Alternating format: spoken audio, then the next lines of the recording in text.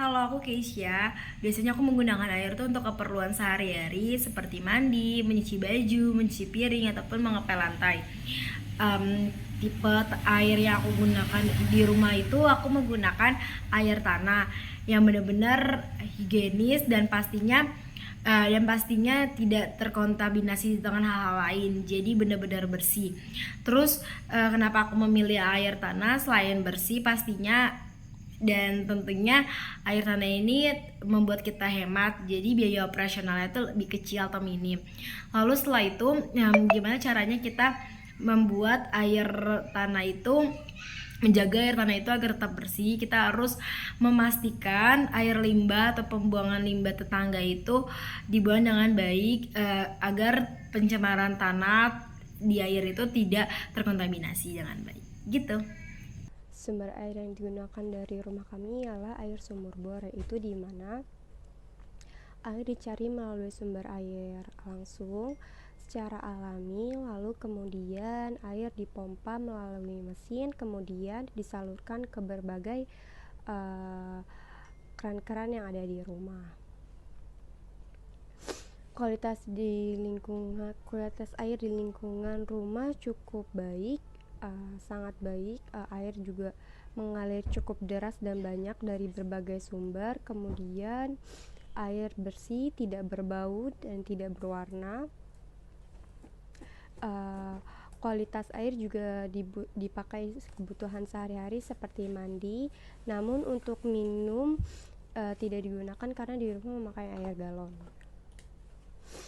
Yang dapat kami lakukan saat untuk memperbaiki kualitas air di lingkungan rumah, yaitu pertama, memasang filter air agar tidak terjadi kontaminan terhadap logam dan besi maupun bahan kimia lainnya.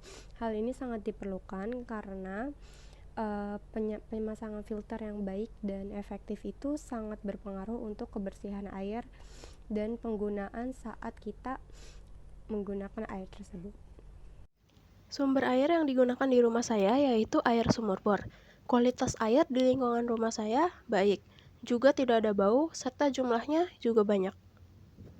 Yang dapat saya lakukan untuk memperbaiki kualitas air di lingkungan rumah saya, yaitu menggunakan sumber air bersih, misalnya dari sumur yang terjaga kebersihannya, atau air minum kemasan yang terjamin kualitasnya.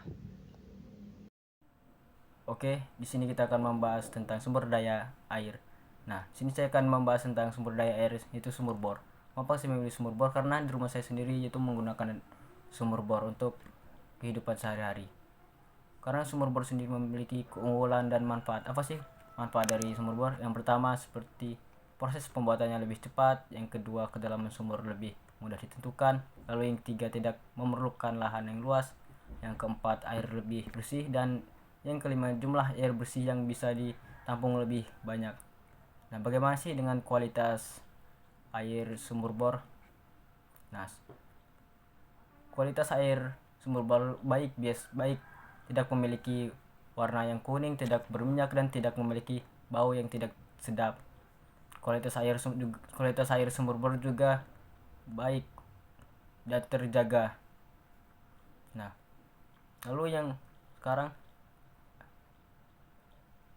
bagaimana sih kita lakukan untuk memperbaiki kualitas air di lingkungan rumah kita? Nah, yang pertama ini memasang filter air yang efektif untuk menghilangkan kontaminan seperti logam, berat, dan bahan kimia. Lalu yang kedua, menggunakan sumber air bersih, misalnya dari sumur yang terjaga kebersihannya atau air minum kemasan. Nah, yang ketiga itu mengurangi penggunaan bahan kimia berbahaya di rumah seperti deterjen, fosfat yang dapat mencemari air. Nah, lalu yang kelima itu memastikan sistem pembuangan air limbah rumah tangga berfungsi dengan baik untuk mencegah pencemaran air tanah. Nah, yang kelima yaitu melakukan uji kualitas air secara teratur dan mengambil tindakan korektif jika diperlukan seperti membersihkan tangki air atau merawat sistem penyaringan. Sekian. Terima kasih. Halo, aku Rosa Putri Almaira. Di sini aku mau menjelaskan tentang sanitasi air yang ada di rumahku. Yang pertama, di sini aku mau memberitahu sumber air jenis apa yang aku pakai di rumah, yaitu aku menggunakan jenis bor bawah tanah untuk mendapatkan air yang digunakan dalam kehidupan sehari-hari yang ada di rumah.